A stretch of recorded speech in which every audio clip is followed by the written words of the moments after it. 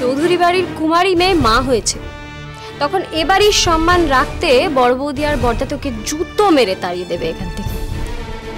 কি করবি তখন? আমার কথা তুই ছাড়, আমি তো ছোট লোক কেলাস না, এখানে ওখানে চলে যাবো, খদ্দের ধরে নেবো, আমার দিন ঠিক মজ মস্তিতে কেটে যাবে। ভাবছি তোর আর তোর বাপের কি হবে? তোর বাপের যা চরিত্র, বসার জন্য মনে হয় এই সুটকি চেহারা নিয়ে তোকে না বাজারে নামতে হয়। পরে আমি তোকে ভালো কথা বলছি, শোন রাধা, এই ছেলেকে বিদায় কর। চারিদিকে গুজব রটে যাবে, তখন কিন্তু মুখ দেখাতে পারবি না কারোর কাছে। বিদায় কর একে। এই যা এখান থেকে, বেরো। বিদায় দাদি বুড়ি, আমি আমার মাকে ছেড়ে করতেও যাবো না। রাধা, তুই কিন্তু খাল কেটে কুমির ঢুকিয়েছিস বলে দিলাম। কুমিরটাকে তারা এখান থেকে। ছি ছি ছি ছি, কি ঘেন্নার কথা! হ্যাঁ, একটা মেয়ে এতদিন ধরে রাধা সেজে তোমাদের ঠকিয়ে গেল, তোমরা সেটা টের পেলে না। আরে আমার তো প্রথম দিন থেকে সন্দেহ ছিল যে ও রাধা নয়। প্রমাণ হয়ে গেল তো? না, কিচ্ছু প্রমাণ হয়নি। কোথাকার কোন ছেলে এসে রাধাকে মা বলে ডাকলো, ব্যাস অমনি সব প্রমাণ হয়ে গেল। এর মধ্যে অন্য কিছু আছে। এতদিন ধরে একটা মেয়ে রাধা সেজে আমাদের ঠকিয়ে গেল, আর আমরা বাপ মা সেটা বুঝতে পারলাম না। এখানে কখনো হয়? মাঝে মাঝে আমাদের সন্দেহ হতো ঠিকই, কিন্তু না, আর কোনো কিন্তু নেই নীলু। ওই বাচ্চাটা এসে সবকিছু পরিষ্কার করে দিয়ে গেছে। তুমি দেখলে না রাধা চোখ মুখের চেহারা পাল্টে গেছে? আরে বাবা, হঠাৎ করে একটা ছেলে এসে রাধাকে মা বলে ডাকতে আরম্ভ করেছে, তা ও ঘাবড়ে যাবে না? তাতে প্রমাণ হয়ে গেল ও ছেলে। কেন ডাকবে? কেন বাচ্চাটা মা বলে ডাকবে? কেন ওইভাবে জেদ ধরে বসেছিল সেদিন? দেখো, হয়তো মার সঙ্গে রাধার চেহারার কোনো মিল আছে, তাই বলেছে। হ্যাঁ, ভুল তো হতেই পারে, বাচ্চা তো। ঠিক আছে, আমি মানছি ভুল হতে পারে, কিন্তু ওর মা যে এই বাড়িতে রয়েছে সেটা সে জানলো কি করে? হ্যাঁ, বাচ্চাটা হারিয়ে গিয়ে হয়তো ঘুরতে ঘুরতে এখানে চলে এসছে। আর আমাদের সীতা তো কি জিজ্ঞেস করতে কি জিজ্ঞেস করেছে, ওই বাড়িটা দেখিয়ে দিয়েছে। চুপ কথা দেবা, বাজে কথা বলিস না। তুই যতই বলিস বাচ্চাটার ভুল, আমি সেটা মানতে পারলাম না। আরে বাবা, বাচ্চা হলো ভগবানের রূপ, তাদের দিয়ে মিথ্যে কথা বলানো যায় না, মিথ্যে কথা শেখানো যায় না। আর ওর আচার আচরণ তো রাধার সঙ্গে মেলে। ওই যে দেখলি না কিরকম ওই রাধার মতন করে কথা বলে, কি যেন কথাটা বলে রাধা, লে পাগলি ক্ষীর খা। বাপ রে বাপ, ওই বাচ্চাটাও তো বলছিল। আরে বাবা, রক্তের সম্পর্ক না থাকলে কখনো স্বভাবে মেলে? ঠিকই তো বলেছেন পিসি, বাচ্চাটা তো রাধার মতো করে কথা বলে। হ্যাঁ, এটা তো হয়, বাবা মায়ের আচার আচরণ তো ছেলে মেয়েদের মধ্যে। তুমি চুপ করো, তুমিও পিসিমার তালে তাল দিচ্ছ। হ্যাঁ, আচ্ছা, রাধার মা কে, তুমি না পিসিমা? আচ্ছা ঠিক আছে, যদি তর্কের খাতিরে ধরেও নি যে রাধা আমাদের মেয়ে নয়, তাহলেও তো সন্দেহ থেকে যায় যে ছেলেটা ওর কি না। কিসের সন্দেহ থেকে যায়? কি মুশকিল, একটা বাচ্চাকে ছেড়ে তার মা এতদিন ধরে এই বাড়িতে রাধা সেজে রয়েছে। হ্যাঁ, আচ্ছা তোমার কি মনে হয় রাধা কোনোদিন কষ্ট পাচ্ছে ওর ছেলের জন্য? তোমাকে দেখে মনে হয়েছে? ও তো আচার আচরণের প্রকাশ পাবে সেটা। তবে আর কেনই বা থাকবে? ওর উদ্দেশ্যটা কি এখানে রাধা সেজে থাকা? উদ্দেশ্য কিছু একটা আছে দেবা। থাক, তুমি দয়া করে এর মধ্যে আর কোনো উদ্দেশ্য খুঁজতে যেও না। ছেলেটা ভুল করে এখানে চলে এসছে, ওকে ভালো করে জিজ্ঞাসাবাদ করলেই জানা যাবে যে কে ওর মা, কোথায় ওর মা আছে। মোট কথা, রাধা আমাদের মেয়ে, এই ব্যাপারে আমার কোনো সন্দেহ নেই। বাহ, চমৎকার। তাহলে তো কেচ্ছার আর কিছু বাকি রইল না। মেয়ের এখনো বিয়ে হলো না, অথচ মেয়ের বাচ্চা এসে হাজির হয়ে গেল। একটা বাজে কথা বলবে না, আমি তোমাকে সাবধান করে দিচ্ছি। দেখিস দেবা, তুইও সাবধান। এই মেজাজটা শেষ পর্যন্ত ধরে রাখতে পারবি তো? আরে ভাই, আরে তুই কি বাচ্চা রে ভাই, তুই প্যান্টটা তো পর, তোয়ালেটা তো খোল, তুই চান করে কি উলঙ্গ হয়ে ঘুরে বেড়াবি নাকি? আরে পরে দে রে ভাই, আমি তোর উপকার করছি। কি বাচ্চা তুই, উইচে প্যান্ট পর। পরবি কিনা প্যান্ট? পরবি কিনা প্যান্ট? আরে প্যান্ট তুই পাজি, তোকে প্যান্ট পরিয়েই ছাড়বো আমি। দাঁড়া, এই সব কি হচ্ছে নাকি? সবাই দিকে বন্ধ করো। কেন হঠাৎ করে বাড়িতে ঢুকে পড়েছে বলে আর খাওয়া দাওয়া সব বন্ধ করে দেবো? তুই এমন করছিস জানো? শোন, তাড়াতাড়ি ওকে কিছু খাইয়ে দে, আমি ওকে নিয়ে যাব। নিয়ে যাবে মানে? কোথায় নিয়ে যাবে? আমি একটা অনাথ আশ্রমের সঙ্গে কথা বলে এসেছি, ওরা ওকে দেখবে, কথা বলবে, আজই যেতে বলেছে। অনাথ আশ্রমে? আরে বাবা, আরে বান্টি তোমাদের কোন পাকা ধানে মই দিয়েছে গো? ওকে তাড়াতাড়ি বাড়ি থেকে ভাগানোর চেষ্টা করছো? আরে কার না কার ছেলে বাড়িতে থেকে শেষকালে বিপদে পড়বো নাকি? বিপদের কি আছে? আমরা তো জোর করে ওকে এই বাড়িতে আটকে রাখিনি। কোথায় ঘুরতে ঘুরতে এখানে এসে গেছে, কয়দিন এখানে থাকুক। তোর কি ব্যাপার বলতো রাধা? তুই এইভাবে ওর সঙ্গে জড়িয়ে পড়ছিস কেন? না না না, এরপর তো বাড়ি থেকে তাড়ানো মুশকিল হবে। আমি অনাথ আশ্রমের সঙ্গে যখন কথা বলে এসেছি, অনাথ আশ্রমেই থাকবে। তুই তাড়াতাড়ি ওকে জামা প্যান্ট পরিয়ে দে, অনাথ আশ্রমে নিয়ে যাবো ওকে। তুই থাক গিয়ে। চলো মা, চলো। চল বাবা, তুমি অনাথ আশ্রমে না না করে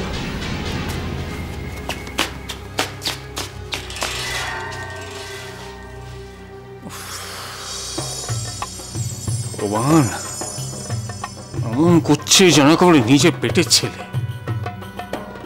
না না, রাধার মায়া পড়ে যাচ্ছে বাচ্চাটার উপর। যত তাড়াতাড়ি সম্ভব এই বাড়ি থেকে ওকে দূর করতে হবে, নাহলে খুব বিপদ।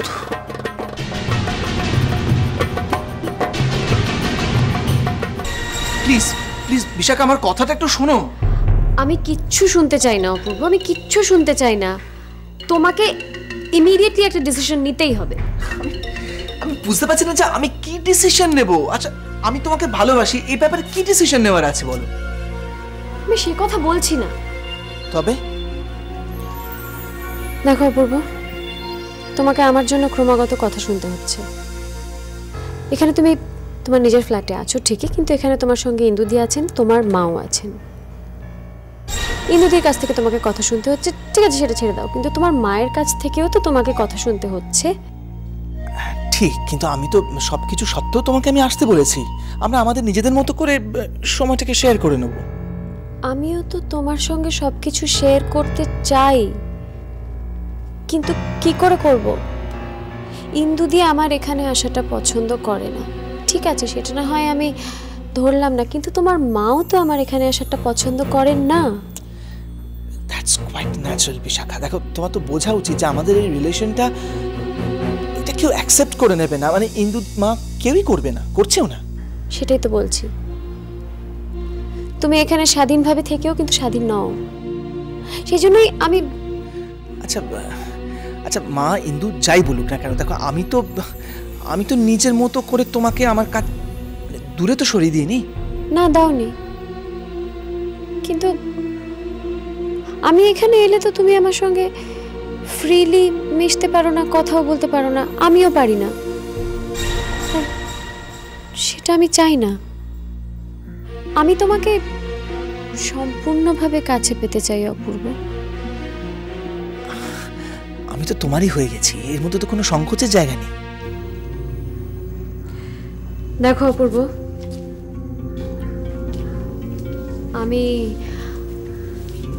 আমি ওই বাড়িতে থাকাকালীন চক্ষু লজ্জাহীন হয়ে অনেক কিছু সহ্য করেছি, অনেক কিছু করেছি তোমাকে একটু কাছে পাওয়ার জন্য, কিন্তু এখন যখন তোমার মনের কোণায় আমি এতটুকু হলেও জায়গা পেয়েছি, আমি তোমায় সম্পূর্ণভাবে পেতে চাই। তুমি কি চাইছো বিশাখা, বলো? বুঝতে পারছো না? এইভাবে নয়, আমি তোমার সঙ্গে যাতে আলাদা করে কথা বলতে পারি, আলাদা করে দেখা করতে পারি, তার একটা ব্যবস্থা হওয়া তো দরকার। এখানে এত রকম বাধা, এত রকম অবস্টিকলস, তুমি একটা অন্য কিছু ব্যবস্থা করো অপূর্ব। আমি তোমাকে অনেক ভালোবাসবো, অনেক সুখে রাখবো।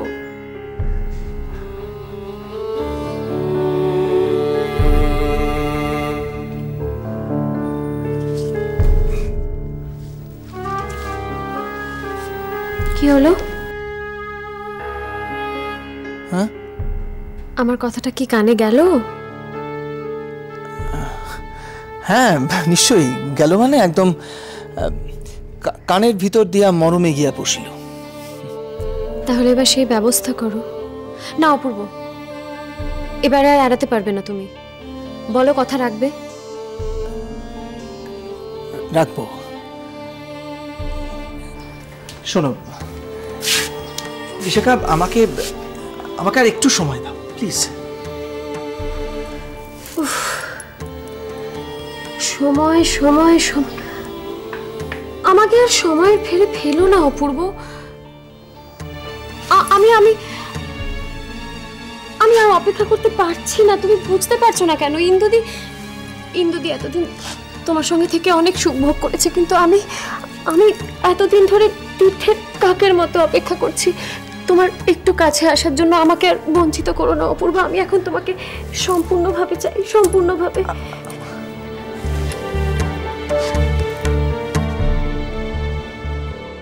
তারপর পান্তা বুড়িটা দেখলো যে রোজ চোর আসছে আর এসে পান্তা বুড়ির ভাত খেয়ে চলে যাচ্ছে। তখন পান্তা বুড়ি গিয়ে কি বললো, রাজাকে গিয়ে কম্পেলন করলো। রাজার নাম কি ছিল? রাজার নাম ছিল বান্টি কুমার। ভীষণ গুল মারো। গুল কেন মারবো? সত্যি সত্যি রাজার নাম বান্টি কুমারই ছিল। তারপর রাজা সেটা শুনে কোতালকে বলল যে, তোর মাথায় উকুন নাই রে? কোতালকে বলল যে, যাও চোরটাকে ধরে তাকে কতল করে দাও। চোরকে কতল করলো কোতাল? চোরকে ঘুমোতে, এখন বাকিটা পরে শুনবি। না না, পুরো গল্প বলতে হবে। কিন্তু হেভি চালু, পুরো গল্প না বললে আমি ঘুমাবোই না।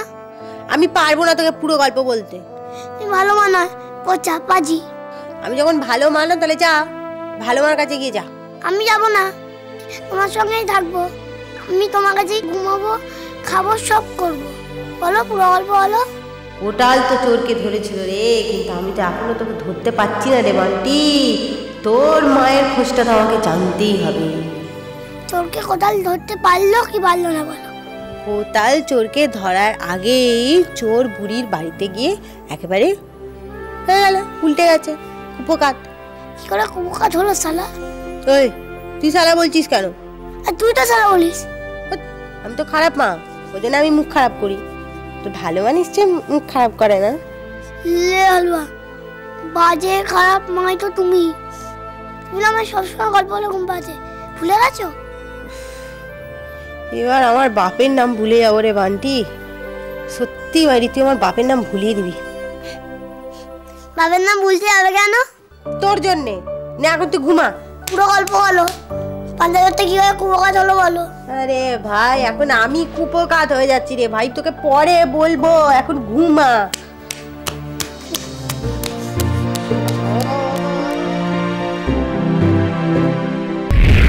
তুমি ভুল করছো বিশাখা।